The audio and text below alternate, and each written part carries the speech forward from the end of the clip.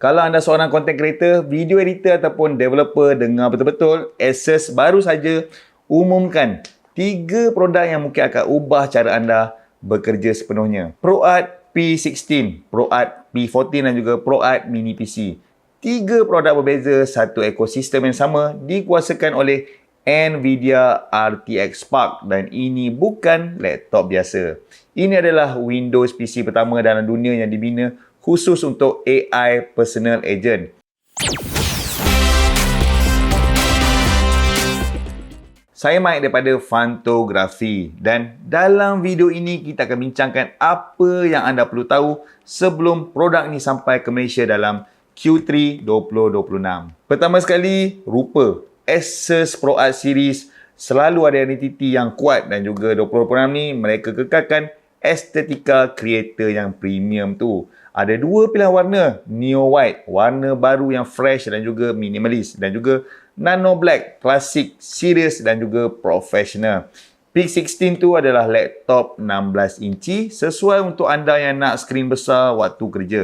P14 pula 14 inci, lebih portable, mudah dibawa keluar masuk, dan juga mini PC itu untuk anda yang dah ada monitor sendiri yang nak kuasa desktop dalam badan yang kecil. Seperti belakang saya ni, skrin saya adalah ProArt monitor. Okay, sekarang bahagian yang paling penting, apa itu Nvidia RTX Spark dan kenapa ia bukan sekadar marketing buzzword. RTX Spark adalah chip baru Nvidia yang dibina khusus untuk Windows AI PC. Bayangkan, ini macam Apple Silicon M series. Unified Memory Architecture di mana CPU, GPU dan juga NPU semuanya kongsi memory yang sama. Tidak ada bottleneck antara prosesor. Dengan chip ni, ProArt Series boleh buat perkara yang sebelum ni memerlukan server ataupun workstation yang mahal.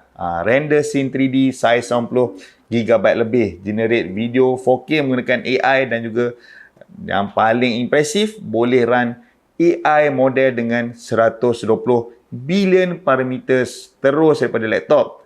Konteks window sehingga 1 juta token. Untuk konteks ChatGPT yang anda guna hari-hari itu pun run atas model yang lebih kecil daripada tu dan sekarang anda boleh run benda yang sama secara lokal dalam laptop anda sendiri. Jujur saya cakap, kalau anda beli laptop untuk buat kerja office ataupun tengok YouTube, scroll sosial media, ini bukan untuk anda lah ya. Dan saya tak nak lah anda membazirkan duit untuk beli barang yang power ni. Tapi kalau anda jatuh dalam mana-mana kategori ni, video editor yang kerja dengan footage 4K ataupun 8K, 3D artist ataupun animator, developer yang nak run large language model secara lokal, content creator yang render setiap hari, software engineer yang kerja dengan AI pipeline, maka ProArt Series ni dibuat khusus untuk anda. Sebelum saya teruskan, jika anda tengah plan nak beli laptop ataupun tablet untuk tahun ni, saya ada hadiah untuk anda. Saya dah siapkan satu PDF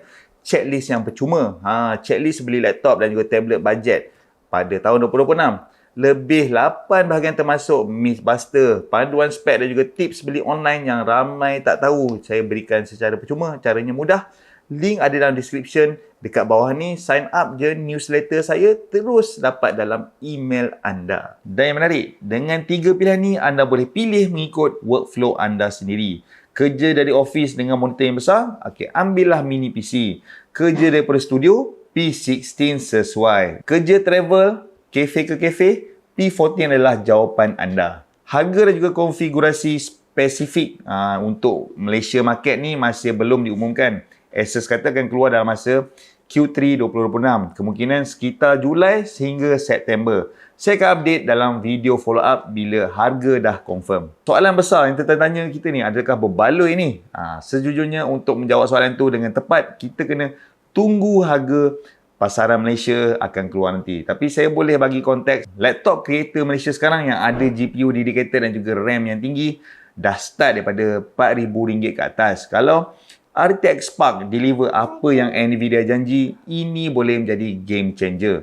Sebabnya, Unified Memory Architecture tu bermakna anda tidak perlu beli GPU berasingan ataupun workstation yang mahal lagi. Untuk seorang freelancer ataupun content creator solo, satu pelaburan yang cover semua workflow. Ini adalah sangat real. Nak faham kenapa ini besar? Kita kena tengok balik sikit. 2-3 tahun lepas, Apple keluar dengan M1, M2, M3 dan ramai kreator beralih kepada Mac sebab unified memory dia tu jauh lebih efisien daripada Windows laptop. Waktu tu, Nvidia dan Intel cuba kejar dengan pelbagai laptop tapi tetap ada gap yang besar. Memory bottleneck masih wujud.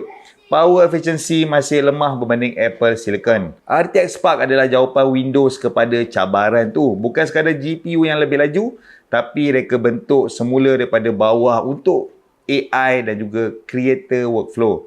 Kalau Nvidia berjaya execute ini dengan betul, ini boleh bawa balik, panggil balik ramai kereta yang dah pindah kepada Mac. Satu lagi benda yang menarik, Asus bukan hanya keluarkan laptop dan mini PC. Mereka expand ekosistem ProArt menentasi display macam belakang ni, motherboard, peripherals dan juga lain-lain. Jadi kalau anda dah ada monitor ProArt ataupun aksesoris ProArt, semua ni akan integrate dengan lebih seamless. Dan soalan saya kepada anda, dari 3 produk ni, mana satu yang anda paling minat? ProArt P16 yang besar, P14 yang lebih portable ataupun mini PC yang compact?